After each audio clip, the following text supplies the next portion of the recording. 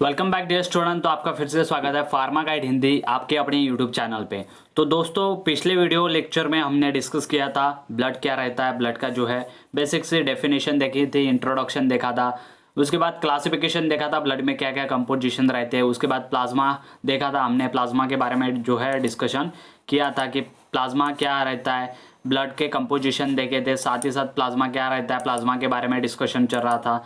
मैंने बोला भी था कि अगले वीडियो लेक्चर में प्लाज्मा के जो भी कंपोनेंट्स है उसके रिलेटेड जो फंक्शंस होते हैं उसके वो भी हम देखने वाले हैं। तो आज के वीडियो में वही हम देखने वाले हैं कि क्या क्या फंक्शंस रह सकते हैं। तो सबसे पहले देख लीजिए the main category of proteins are albumin, globulin and fibrinogen. जो प्लाज्मा रहता है हमारा उसमें जो है वो अल्ब्यूमिन, ग्लोबुलिन और फाइब्रिनोजेन प्रेजेंट रहता है एज पहले जैसे बताया वैसे। उसके बाद अल्ब्यूमिन जो है वो produce colloidal osmotic pressure. Albumin का फंक्शन क्या है? तो अल्ब्यूमिन का फंक्शन है कोलाइडल ऑस्मोटिक प्रेशर मेंटेन करता है। तो कोलाइडल ऑस्मोटिक प्रेशर क्या है वो भी मैं आपको बताऊंगा। तो अल्ब्यूमिन क्या करता है? कोलाइडल ऑस्मोटिक प्रेशर यहाँ पर मेंटेन करने का काम करता है। उसके बाद it is also carry carbon, calcium and some fatty acids, alpha globulin, beta globulin, carry fat soluble vitamins, cholesterol and ions. Other globulins are the prothrombin, thromboplastin and anti-hemophilic factor. तो जो plasma है हमारा, plasma में calcium ions भी रहते हैं, fatty acids भी रहते हैं, अल्फा ग्लोबुलिन, बीटा ग्लोबुलिन, साथ ही साथ प्रोथ्रोम्बिन,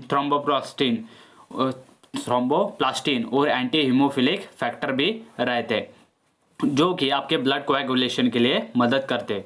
उसके बाद fibrinogen takes part in the blood coagulation by forming the fibrin. जो फाइब्रिनोजेन है उसका कन्वर्जन फाइब्रिन में होता है और फिर जाके जो है ब्लड कोएगुलेशन के लिए मदद होती है। तो अब देखेंगे हम ब्लड प्लाज्मा के फंक्शंस। तो यहाँ पर आप जैसे पिक्चर में देख सकते हैं, यह क्या है? यह प्लाज्मा है जो कि ब्लड से एक्सट्रैक्ट किया हुआ प्लाज्मा है सेपरेटली, इस तरीके का आपको दिखाई दे रहा होगा। तो इस तरीके से जो है ब्लड प्लाज्मा आपको दिखाई देता है एज जैसे कि इमेज में बताया गया है वैसे। अगर आप ब्लड से जो है प्लाज्मा अलग निकाल लेते हैं और कॉर्पस्कल्स या फिर सेल्स अलग निकाल लेते हैं तो आपको इस तरीके का दिखेगा। अब फंक्शन जानते हैं, ट्रांसपोर्टेशन का काम करता है। जो ब्लड के फंक्शन है वही ब्लड प्लाज्मा के फंक्शन जो है यहाँ पर रहेंगे। तो ट्रांसपोर्टेशन का काम करता है मिनरल ट्रांसपोर्ट करने का, हार्मोन ट्रांसपोर्ट करने का, एंजाइम ट्रांसफर करने का काम, ट्रांसपोर्टेशन का काम कौन करता है? Blood plasma. क्यों? क्योंकि इसमें वाटर प्रेजेंट रहता है 90 to 92% जो कि ब्लड में भी रहता है। उसके बाद retention of fluid in the blood. जो बाकी बचा हुआ फ्लूइड है वो ब्लड में रखने का काम भी प्लाज्मा करता है। अगर कोई हार्मोन्स रहा या फिर एनी अदर फ्लूइड रहा, प्लूरल फ्लूइड रहता है, सेरेब्रोस्पाइनल फ्लूइड रहता है आपके ब्रेन में प्रेजेंट, तो वो फ्लूइड को ब्लड में रखने का काम जो है वो प्लाज्मा करता है। उसके बाद मेंटेनेंस ऑफ पीएच। जो ब्लड का पीएच है 7.4 उसे मेंटेन करने का काम ब्लड प्लाज्मा यहाँ पर करता है। उसके बाद बॉडी इम्यूनिटी। जो इम्यून फंक्शन, इम्यून सिस्टम रहती है हमारी वो सारी ब्लड पे डिपेंड करती है और ब्लड पे डिपेंड करने के बाद वह डायरेक्टली ब्लड प्लाज्मा में जो भी प्रेजेंट रहते हैं अल्ब्यूमिन, फाइब्रिनोजेन, प्रोथ्रोम्बिन, इस पे बहुत ज़्यादा जो है बॉडी इम्यूनिटी डिपेंड करती है। साथ ही साथ ब्लड सेल्स जैसे डब्ल्यूबीसी स्कैवेंजर कहा जाता है डब्ल्यूबीसी को, तो वो भी बॉडी इम्यूनिटी के लिए मदद करते हैं। उसके बाद प्रिवेंशन ऑफ ब्लड लॉस। जो ब्लड लॉस का प्रिवेंशन है वह कैसे करता है ब्लड प्लाज्मा? तो देखिए अगर आपको चोट लगती है तो चोट लगने के बाद वहां पर एक सेमी सॉलिड लंप फॉर्म होता है। वह लंप किसके वजह से फॉर्म होता है? वह लंप फॉर्म होता है due to the plasma, blood plasma की वजह से। क्यों? क्योंकि इसमें फाइब्रिनोजेन प्रेजेंट रहता है, उसके वजह से वहां पर कोएगुलेशन ऑकर होता है और वहां पर जो है ब्लड का लॉस जो है वो प्रिवेंट हो जाता है। उसके बाद conduction of heat to the skin for the dissipation.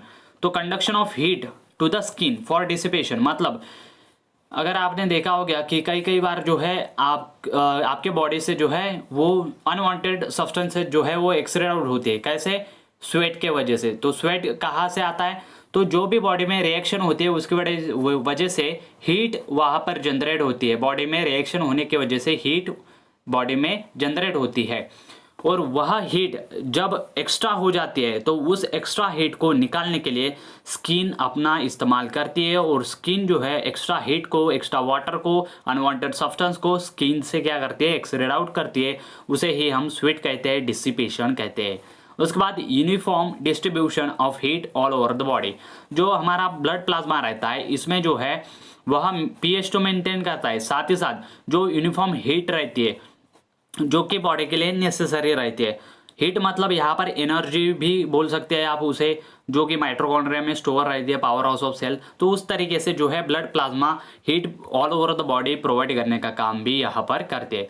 तो ब्लड प्लाज्मा के फंक्शंस क्या हुआ, ट्रांसपोर्टेशन का फंक्शन हुआ, retention of fluid in the blood का फंक्शन हुआ, maintenance of body blood pH का फंक्शन यहाँ पर हुआ, ब्लड इम्यूनिटी का फंक्शन हुआ, prevention of an blood loss हुआ, यहाँ पर प्रिवेंशन कैसे करता है ब्लड लॉस का वो भी मैंने बता दिया। साथ ही साथ conduction of an heat conduction of heat to the skin for the dissipation, ये भी आपको समझा दिया कंसेप्ट कैसे रहता है। उसके बाद uniform distribution of an heat all over the body, ये भी आपको पता चल चुका होगा। तो ऑल ओवर हमने डिस्कशन कर लिया ब्लड प्लाज्मा, और जो उसके फंक्शन रहते हैं उसमें प्रोटीन जो पाए जाते हैं उसके फंक्शन देखे और ब्लड प्लाज्मा के फंक्शन हमने डिस्कस कर लिए। मतलब हमारा जो है 55% जो है ब्लड में से कंप्लीट हो चुका है। क्यों? क्योंकि ब्लड प्लाज्मा जो है 55% रहता है और कॉर्पस्कल जो रहते हैं 45%। अब हम स्टार्ट करेंगे कॉर्पस्कल। तो आज हम देखेंगे कॉर्पस्कल के बारे में। तो कॉर्पस्कल, ब्लड कॉर्पस्कल मतलब कॉर्पस्कल को ही सेल्स कहा जाता है, ब्लड सेल्स इसे कहा जाता है। The human blood cells are classified into RBCs, डब्ल्यूबीसीज एंड थ्रोम्बोसाइट्स। तो जो ब्लड सेल्स रहती है वह क्लासिफाई किए जाते हैं 3 कैटेगरीज में, जैसे कि RBCs red blood cell, WBC white blood cell और थ्रोम्बोसाइट जिसे हम प्लेटलेट्स कहते हैं। तो यह रहता है the blood cells are 45% of blood volume. जो ब्लड सेल्स रहते हैं वह 45% रहते हैं हमारे ब्लड वॉल्यूम से। तो इस तरीके से यहाँ पर आप देख सकते हैं ब्लड सेल्स, यहाँ पर मैंने बताया है प्लेटलेट्स, रेड ब्लड सेल्स और white blood cells that is the डब्ल्यूबीसीज। यहाँ पर भी आप देख सकते हैं blood cells definition and the types and the structures and functions. तो यहाँ पर इरिथ्रोसाइट्स मतलब RBCs, basophils, neutrophils, eosinophils, lymphophils, lymphocytes, monocytes, यह जो आते हैं वह सारे आते हैं डब्ल्यूबीसीज में, और प्लेटलेट्स यहाँ पर थ्रोम्बोसाइट्स। तो इस तरीके से आप देख सकते हैं, इमेज में भी देख सकते हैं और जो आपके स्क्रीन पर दिखाई दे रहा है उससे भी आप अंदाज़ा लगा सकते हैं। यहाँ पर ये इमेज और ये इमेज सेपरेटली मैंने आपके लिए ही यहाँ पर डाली हुई है कि ब्लड सेल्स आप यहाँ पर देख सकते हैं, प्लेटलेट्स अलग है, आरबीसीज जो है वो रेड इसमें है, लेकिन डब्ल्यूबीसीज का बहुत सारा यहाँ पर क्लासिफिकेशन है। डब्ल्यूबीसीज में आते हैं बैसोफिल्स, इओसिनोफिल्स, न्यूट्रोफिल्स, साथ ही साथ लिम्फोसाइट्स और मोनोसाइट्स। तो मोनोसाइट्स का भी यहाँ पर जो है क्लासिफिकेशन है, फिर अगले इसमें हम डिस्कस करेंगे उसे। तो यहाँ पर देख लीजिए। अब हम बात करते हैं erythrocytes that is the red blood sales के बारे में। तो इरिथ्रोसाइट्स आप यहाँ पर स्ट्रक्चर देख सकते हैं कि इरिथ्रोसाइट्स होते क्या है। तो erythrocytes are the red blood cells, मैंने पहले ही डिस्कस कर लिया है, इरिथ्रोसाइट्स को रेड ब्लड सेल्स कहा जाता है। It gives the red colour to the blood due to the haemoglobin. जो हीमोग्लोबिन इसमें प्रेजेंट रहता है उसमें क्या रहता है, haemoglobin, haem means iron and globin, globin एक कंपाउंड रहता, प्रोटीन रहता है जो कि हीम आयन को जो है अटैच रहता है। तो इससे जो है हीमोग्लोबिन बनता है और जिसके वजह से जो है हमारे ब्लड को रेड कलर यहाँ पर प्राप्त होता है, रेड कलर उसे मिलता है। तो इस तरीके से जो है रेड कलर हमारे ब्लड को मिलता है। अगर आपको किसी ने भी पूछा कि हाउ द ब्लड को रेड कलर किसकी वजह से मिलता है, तो आपको बताते आना चाहिए कि हीमोग्लोबिन के वजह से जो है हमारे ब्लड को रेड कलर यहाँ पर प्रोवाइड होता है। क्यों? क्योंकि उसमें हीम मतलब आयन और ग्लोबिन मीन्स एक प्रोटीन रहता है जो कि आयन से बाइंड हुआ रहता है। तो इस तरीके से आयन बाइंडिंग प्रोटीन इसे कहा जाता है। तो इसके वजह से रेड कलर हमारे ब्लड को प्रोवाइड होता है। उसके बाद RBCs are the non nucleated circular biconcave with an respiratory pigment haemoglobin present in the central spongy area known as stroma. तो यहाँ पर आप देख सकते हैं जैसे स्ट्रक्चर में जो आरबीसीज रहते हैं वह नॉन न्यूक्लिएटेड रहते हैं। नॉन न्यूक्लिएटेड मतलब इसमें जो है न्यूक्लियस ऑब्सेंट रहते हैं, विदाउट न्यूक्लियस रहता है। मतलब इसका जो है विदाउट न्यूक्लियस रहने की वजह से इसमें डीएनए नहीं रहेगा, मतलब मल्टीप्लिकेशन यहाँ पर नहीं होगा। फिर इरिथ्रोपियोसिस कहाँ से बनते हैं वो भी हम डिस्कस करेंगे आगे चल के। तो यहाँ पर आपको सिर्फ और सिर्फ ध्यान में रखना है नॉन न्यूक्लिएटेड है, मतलब न्यूक्लियस इसमें प्रेजेंट है। सर्कुलर बाइकॉन्केव है, सर्कुलर है, बाइकॉन्केव किसे कहा जाता है। अगर आपने जो है आप चाय पीते हो तो आपने जो है चाय पीने के लिए जो क्ले का रहता है उसमें आपने देखा होगा बाय कॉन्केव रहता है, तो उस तरीके से बाय कॉन्वेक्स और बाय कॉन्केव मिरर आपने देखे होंगे, तो उस तरीके की यह आरबीसीज रहती है due to the non nucleated नहीं होने की वजह से यह बाय कॉन्केव इन शेप है। अगर न्यूक्लियस इसमें प्रेजेंट रहता है तो बाय कॉन्वेक्स यह रह सकता था। With an respiratory pigment haemoglobin present in the central spongy area known as stroma. तो यहाँ पर जो है यह क्या है, स्ट्रोमा है, तो इस पे क्या रहता है, इसमें हीमोग्लोबिन हमारा प्रेजेंट रहता है। मतलब हीमोग्लोबिन कहाँ रहता है, सेंटर में रहता है, आरबीसीज के सेंट्रल स्पॉन्जी एरिया में रहता है, जिसे हम स्ट्रोमा कहते हैं। तो आरबीसीज क्या है, इरिथ्रोसाइट्स है। उसके बाद रेड कलर किसकी वजह से प्राप्त होता है, जो हमारे ब्लड को हीमोग्लोबिन के वजह से। हीमोग्लोबिन में क्या रहता है, आयन रहता है, आयन बाइंडिंग प्रोटीन रहता है ग्लोबुलिन, उसके वजह से जो है रेड कलर प्राप्त होता है हमारे किसको, हमारे ब्लड को। उसके बाद biconcave with an respiratory pigment, respiratory मतलब यहाँ पर क्या होगा, फिर आरबीसी जो है वो रेस्पिरेशन के लिए भी मदद करेंगे, मतलब रेस्पिरेशन के लिए भी इसका इंपॉर्टेंट रोल यहाँ पर हीमोग्लोबिन प्ले करता है, आरबीसी प्ले करता है। अब मूव करते हैं अगले पॉइंट की तरफ। डायमीटर क्या है आरबीसी की, 7.2 माइक्रोन। यहाँ पर आप डायमीटर देख सकते हैं, यह 7.2 माइक्रोन है।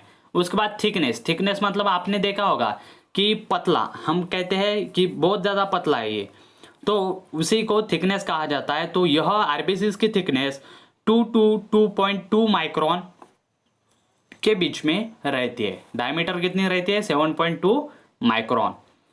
उसके बाद अगले पॉइंट की तरफ मूव करते हैं। Haemoglobin combine with oxygen to form oxyhaemoglobin. Haemoglobin जो है वह अगर ऑक्सीजन के साथ कंबाइन होता है, यहाँ पर आ चुका है पॉइंट रेस्पिरेशन का। तो रेस्पिरेशन के लिए किस तरीके से जो है हमारा आरबीसीज वर्क करता है, तो यहाँ पर क्या होता है कि जो आरबीसीज में सेंट्रल स्पॉन्जी एरिया स्ट्रोमा में जो हीमोग्लोबिन प्रेजेंट रहता है, वह क्या होता है कि जो हम रेस्पिरेशन के थ्रू जो है एल्यूलिस के पास जो ब्लड सेल्स रहती है, वह क्या करती है कि ऑक्सीजन यहाँ पर आता है एल्यूलिस में और हीमोग्लोबिन उसे बाइंड कर देता है, जिसके वजह से ऑक्सी हीमोग्लोबिन यहाँ पर फॉर्म होता है। ऑक्सी हीमोग्लोबिन जब वह ब्लड में प्रेजेंट रहता है और किसी सेल के पास जाता है, तो सेल के पास जाने के बाद ऑक्सी हीमोग्लोबिन क्या होता है कि यह क्या करता है, उसका ऑक्सीजन जो है वो सेल को प्रोवाइड कर देता है। Can readily gives out oxygen to form haemoglobin, और इसके वजह से जो है ऑक्सी हीमोग्लोबिन ऑक्सीजन सेल को प्रोवाइड कर देता है। उसके बाद बचा क्या, हीमोग्लोबिन। तो हीमोग्लोबिन फिर ब्लड में सर्कुलेट होने लगता है। तो यही प्रोसेस जो है ब्लड में शुरू रहती है और इस तरीके से ट्रांसपोर्टेशन ऑफ ऑक्सीजन यहाँ पर ऑकर होता है। उसके बाद जो हीमोग्लोबिन यहाँ पर ऑक्सीजन छोड़ चुका है उस सेल के पास, फिर उस सेल में ऑक्सीजन तो लिया लेकिन कार्बन डाइऑक्साइड तो रहेगा उस सेल में, तो हीमोग्लोबिन क्या करता है, thus haemoglobin acts as a respiratory pigment due to its affinity with oxygen and carbon dioxide. ये तो रहा, फिर क्या करेगा हीमोग्लोबिन, वहां पर ऑक्सीजन छोड़ दिया, वहां से कार्बन डाइऑक्साइड उठा ले जाएगा, तो कार्बोक्सी हीमोग्लोबिन करके वह फॉर्म होता है। और कार्बोक्सी हीमोग्लोबिन करके फॉर्म होने के बाद जब वह हार्ट में आता है और हार्ट से जो है लंग्स के पास जाता है प्यूरिफिकेशन के लिए, तब वह जो है एल्वेओलिस को रिटर्न कर देता है जो कार्बन डाइऑक्साइड रहता है, और एल्वेओलिस क्या करती है, उसे एक्सपेल आउट करती है, बॉडी के बाहर फेंक देती है। मतलब इस तरीके से ऑक्सीजन का इनटेक और कार्बन डाइऑक्साइड का आउटटेक यहाँ पर हीमोग्लोबिन के थ्रू कंडक्ट होता है। और इसीलिए जो हीमोग्लोबिन है वह रेस्पिरेटरी पिगमेंट करके एक्ट होता है due to its affinity with oxygen and carbon dioxide की तरफ। मतलब एफिनिटी मतलब वह ऑक्सीजन से भी अच्छा रहता है और कार्बन डाइऑक्साइड से भी अच्छा रहता है, जिसकी वजह से जो है कार्बन डाइऑक्साइड को भी इजीली कैरी कर सकता है और ऑक्सीजन को भी इजीली कैरी कर सकता है हीमोग्लोबिन, इसीलिए इसे रेस्पिरेटरी पिगमेंट कहा गया है।